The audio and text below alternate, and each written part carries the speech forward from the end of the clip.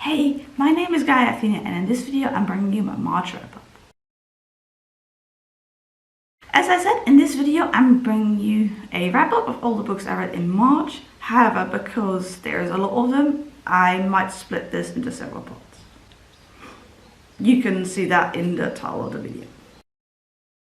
Now, March has been a bit of a weird month, and I'm sure not just for me, because of the situation that's going on in the world right now.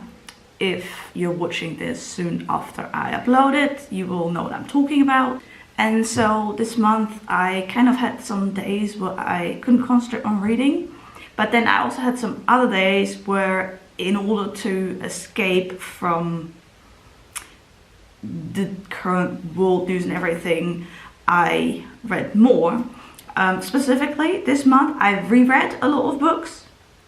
I actually reread more books than I read new books, and a lot of those books were graphic memoirs. And so let's just get into it. A few of these books I have already discussed before on my channel. A lot of them I haven't. I'm gonna try to be a bit brief about each book because there's a lot of them. Yeah. Here is all the books. So yeah, I normally like to make a pile and then have that as my, like, in my thumbnail, but there's just, I can't possibly hold these all up, so. But in the description I will leave timestamps for when I discuss which book, in case you want to go to specific books. Those of you who know me a bit know that I get anxious and stressed easily. I have an anxiety disorder.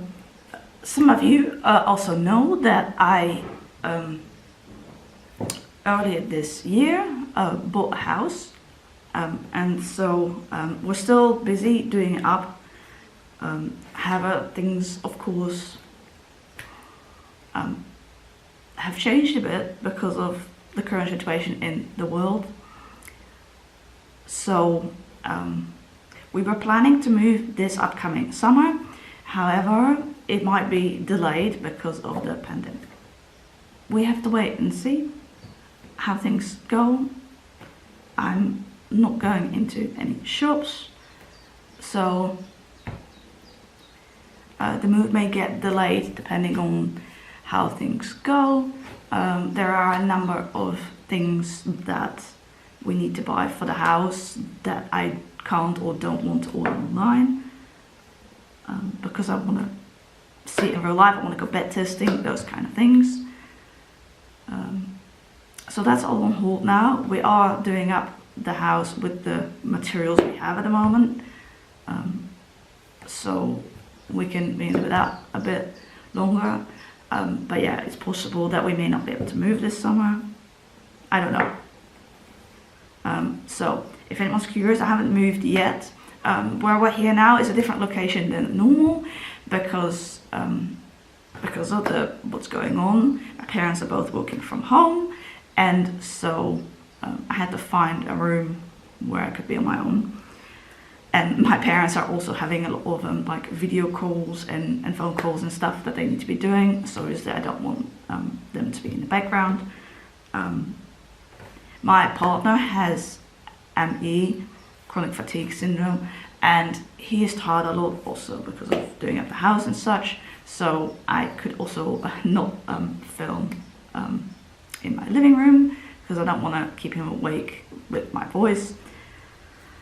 So I'm here now in the kitchen of the main house where my parents live. I have recorded videos here before, but that was quite a while ago in my channel, and also that was possibly a different angle than this. So you may not recognize the space.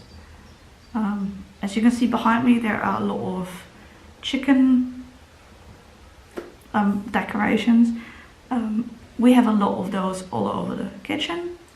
Well, I say we, but what I really mean is my mum. But yeah, I like them a lot. There are a lot more of it.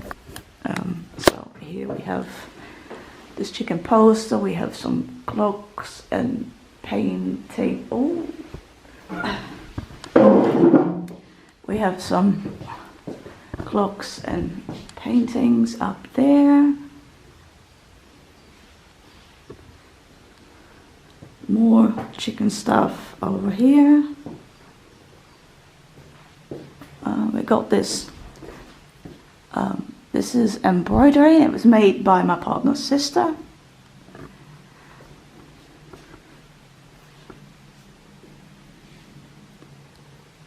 Those are all the books. Yeah, so yeah, we have a lot of well, my parents have a lot of chicken related things in here. So yeah, let's go on to the video now, because clearly I've been rambling long enough already and we haven't even started to talk about a single book. That's why I thought I might cut the video into parts as well. The first 10 books are actually the 10 books that I was reading, that I started reading around the 17th of February or something. So if you're wondering why there's so many books this month, that's also like part of the reason. But anyway, let's get into it. The first book I finished in March was Good Omens by Terry Pratchett and Neil Gaiman. In February, we watched the TV show of Good Omens, which then inspired me to read the book. So actually we watched like an episode of the TV series, and then I would read the book up to sort of there. We finished it, and then I started half the book to read, sort of thing. But anyway, so I watched the TV series first, and I did that on purpose because I'd heard from other people that this book has kind of become a bit dated, and that the TV show was a lot better. So that was my reasoning. I have had this book on my shelves for a long time. It was originally published in, well, this edition was published in 1991. It was originally published in 1990. And I have had it on my shelves since I started reading books by Terry Pratchett, really, which was in one of the first few years of my university studies. So let's say over 10 years ago, I think. The synopsis on the back is pretty brief. This is the synopsis, the rest of it is just quotes. And so I was never quite sure what the book would really be about, and I think that's what kept me from reading it, because when I'm not sure exactly what a book is going to be like, I don't tend to pick it up as much, because I can't estimate as well if my mood and the book will match, sort of thing. I have this problem with more books, but anyway. So in that sense, it was really good to see the TV show series first, because I loved the TV show. It was amazing. Now, this book is, it's kind of about the apocalypse happening, and there is an angel and a demon who are trying to prevent this. There's a lot of sort of biblical references and things. There is the nice and accurate prophecies of Agnes Nutter, who was a witch in, I'm not sure what century, like. So most of the book takes place like in the 90s, but there's like flashbacks to earlier and such.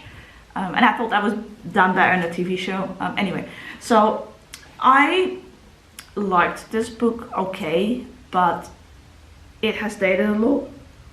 By which I mean, some of the jokes in this book are racist, homophobic, fatphobic, you know, things that were more commonplace in books in the 1990s, but nowadays, gladly, we are seeing a change. So in that sense, this book has dated, and I'm really glad that the TV show did those things a lot better. And I'm also really glad that the TV show introduced more female characters and more characters of color, whereas in this book, there's less of those. I also found this book a bit confusing. I felt in the TV series, in this book, things were sometimes a bit confusing, like one scene to the next, and I felt that TV show did a better job of explaining who certain characters were and such. So the order of in which characters are introduced is different in a TV show than in the book. and it was just explained a bit more in the TV series, and I liked that. If I had just read the book, I might have gotten a bit confused. I also felt that humor came across more in the TV series, but that's also because, well, a lot of things are taken, like lines are taken literally from the book, but I just feel like the way like an actor or actress brings it just makes it seem funnier than when you just read it, if that makes sense. So it was nice that when I was reading this, I could sort of hear those lines from the TV show in my head.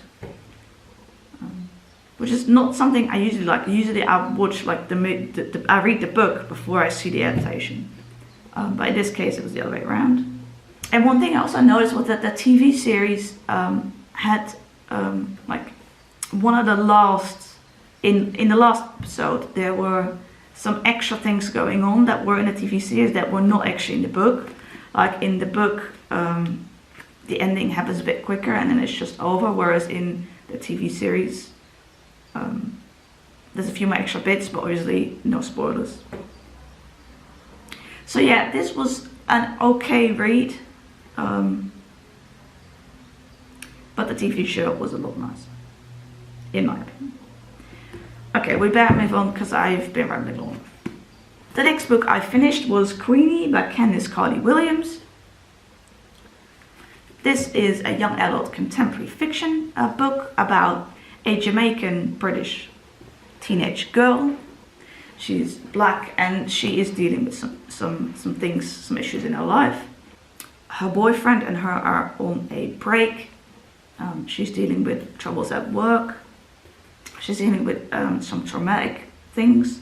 And I will say this is definitely not for younger teens, because there are scenes with sex and sexual references and trigger warnings, and so would not recommend for young teens unless you're sure they can handle it, if that makes sense. But yeah, I enjoyed this book a lot. I think I would have enjoyed it even more had I not been reading it at the same time as 9 other books, because I actually like once I was about halfway into the book, I just read the second part of this book without reading many other books in between, and so I enjoyed the second half a lot more, whereas for the first half I read a chapter of this, then didn't read it in a few days, read another chapter, so I kept kind of reading so many books at once. I was struggling to remember who certain characters were and such, so when I just focused on this book, that went a lot better. It was a good read. There were a few situations in which I didn't quite understand Queenie's choice, but that's also just related to who I am as a person. But yeah, this was really good. I also like that sometimes there's bits of messages in the book when Queenie messages with somebody or with a group of friends or something. It was a nice read. Yeah, to be honest, it's been a long time since I read this, almost a whole month, because I finished it in the beginning of March, but I read most of it in February. So yeah, but yeah, I liked it. Then the next book I finished was The Subtle Knife by Philip Pullman. This is book 2 in his Dark Materials, and I buddy read this book together with Berna from Berna's Bookish Adventures, Emily from Novelle Novels, and Charlie from Charlie Brook, though she doesn't make videos anymore. And we all loved this book. It was really good. This is a fantasy series for, I would say, a middle grade. Obviously I can't tell you the synopsis of this book because it is book 2. What I can say is that it introduces a few new characters in comparison to the previous book, and I really liked a lot of them. There were some difficult scenes in here, in the sense that they were emotional. I mean, difficult to read. It tugged at your heartstrings, sort of thing. Yeah. If you want to know the synopsis of this, please see the video where I discuss book 1, or just ask me or look somewhere. this was really, really good. I look forward to read the third book, which I will be buddy reading again. And yeah. Then the next book I finished was Out of My Mind by Sharon and Draper. This book came recommended to me by Olivia from Olivia's Catastrophe. And this book is also a middle grade book, contemporary fiction. It is about a girl called Melody. She is 11 and she has cerebral palsy. She has a really good memory, but she can't speak. She can't walk. She is kind of stuck in her own head. And then one day that changes. I don't want to give too much away. But some of these things don't happen until a bit later on in the book. But this was a really good read. Yeah. We need so much more disability representation in books. And I love this. Yeah, I would definitely recommend. Bullying is also a theme in here. Really, really good.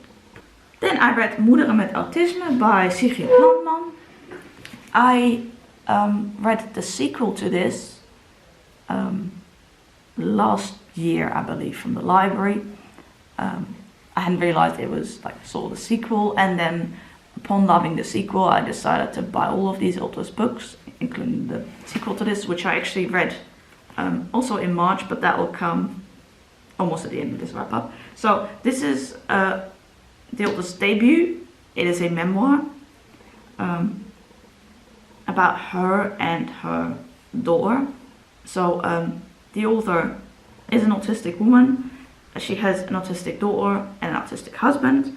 In the beginning, of course, you don't, like, she doesn't know that yet. This is about her journey of having a baby and sort of not knowing what to do with the baby and the daughter. And I, of course, knew some things already from the sequel that I read. But yeah, this was really, really good. I liked it a lot. I found it really interesting, sort of her journey and how she got to find out she's autistic. And yeah, I will say that the author has a strong faith. I think it's Christian. I'm not a Christian, but it was interesting to read about. It wasn't too preachy, which I was also glad for, because I really don't like it when books like push that on you, if that makes sense. But yeah, this was really, really good. I really enjoyed it. Then I finished Can You See Me by Libby Scott and Rebecca Westcott. This is a middle grade contemporary fiction book about an autistic girl. Libby Scott, so Rebecca Westcott is the person who wrote the book, and Libby Scott is an autistic young woman. I'm not sure how old she is now, but so this is kind of own voices, but fictional story, if that makes sense. This book is about Tally, who's autistic but hides it because, you know, people at school don't understand. Bullying is again a theme in this book. The diary entries are written by 11-year-old Libby Scott based on her own experience of autism. So I presume by now she might be a couple of years older because this book was published, 2019, okay. Each chapter is just normal text, and then at the end of the chapter there's a diary entry about something that happened in the chapter, if that makes sense. Sorry. Again, it's been a while since I read this. I read lots of books after, so can't quite remember. Anyway, I love this. Really like the autism representation. I am autistic. We need more books like this. After finishing this, I found out that there is going to be a sequel. So I'm looking forward to that.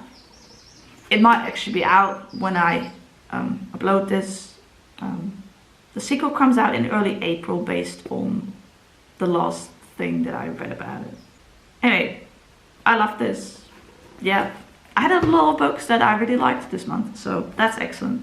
Then the next book I finished is Heart in the Body in the World by Deb Caletti. This is a young adult contemporary fiction, and it came recommended, but I waited a little bit before I could pick it up at a slightly cheaper price, because for some reason at first this book was a lot more expensive than a lot of other hardcover books at the shop that I buy things at, online shop. Anyway, this is a young adult contemporary fiction book about a teenage girl who decides to run from like somewhere in the United States to somewhere else in the United States, from Seattle to Washington DC. But what's happened and the reason that she is doing that, you don't know that in the beginning, and you find out more as the book goes on.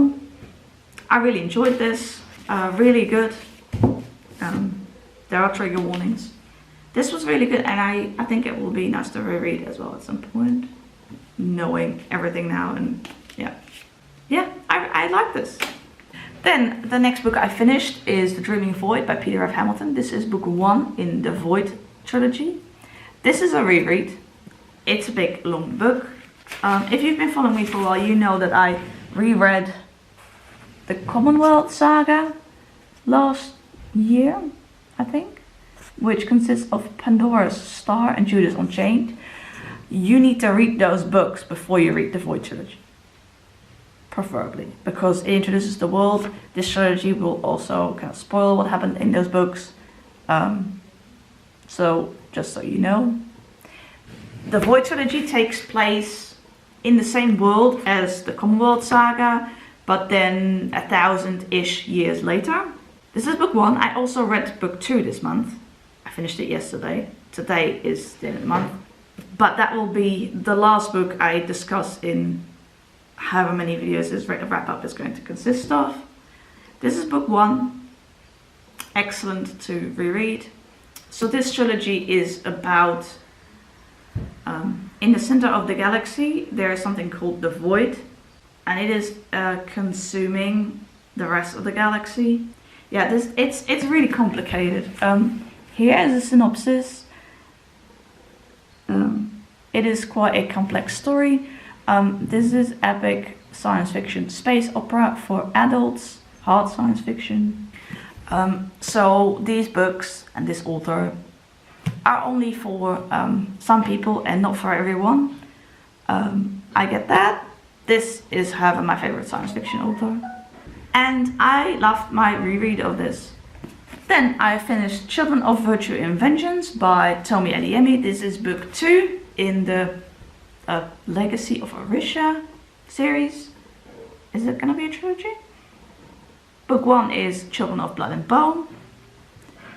This is the sequel. This series is based on African mythology. There's magic in it. And book 1 I really liked. It's young adult fantasy. I was not so keen on the love aspect in the first book, but other than that, I really enjoyed it.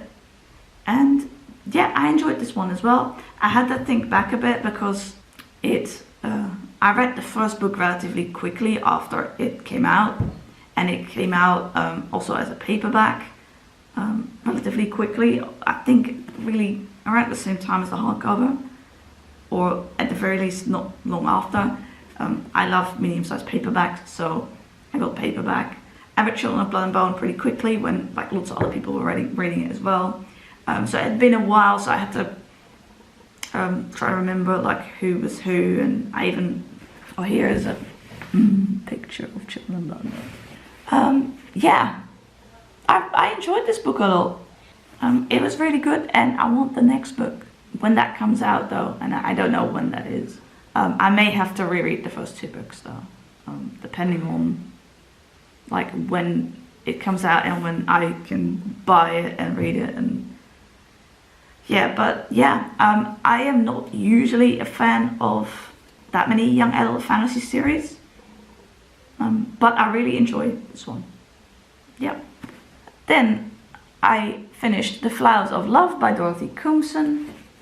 I have read other books by this author. I also have a lot more of her books on my TBR. Her earlier works are more like contemporary fiction, whereas some of her newest books are more like thrillers. I haven't read her newest books, but based on the synopsis, that's what I think they are. This book, she wrote it in 2014, I think. 2013 this was published, and this paperback edition 2014. This was kind of, as far as I know, the turning point where she mixed contemporary fiction and thriller. And then after this she wrote more thrillers, if that makes sense, based on, as far as I know and what I've read. So yeah, this book is a bit of a combination of both. But if you're looking for a good thriller, then I would not recommend this, because it's part thriller but also part contemporary fiction, if that makes sense. It's a contemporary fiction with thriller elements. Maybe that's better to say it like that. The first book I read by this author is called My Best Friend's Girl. I read that years ago, and I really enjoyed that one, and after that decided to buy more of the author's books. So this book is about Saffron, and 18 months ago her husband was murdered. She has a teenage daughter, and in the beginning of the book, something is going on with the daughter. It's not on the back, so I don't want to spoil it, but it does happen fairly quickly in the book. Here is a synopsis. And also, she starts to receive these threatening letters from the husband's murderer, Saffron, the mother, not the daughter. Yeah, I really like that this book had short chapters.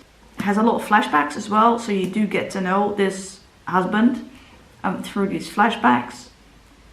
And I really enjoyed this.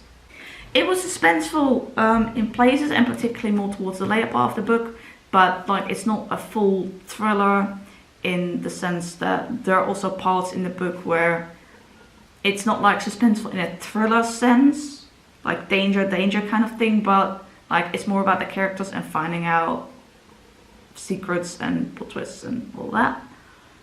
I really enjoyed this one. It is a long book. It is over 550 pages. At the end of the book there are some recipes, and there is also a short story in this version of the book that relates to one of the characters in the novel. I don't know if that short story is in all the editions of this book. So, and the recipes are because her husband, he was writing a cookbook, and that was kind of his passion, and so she decides to continue that after his death. So the recipes relate to actually stuff that's in the story. And yeah, I really enjoyed this.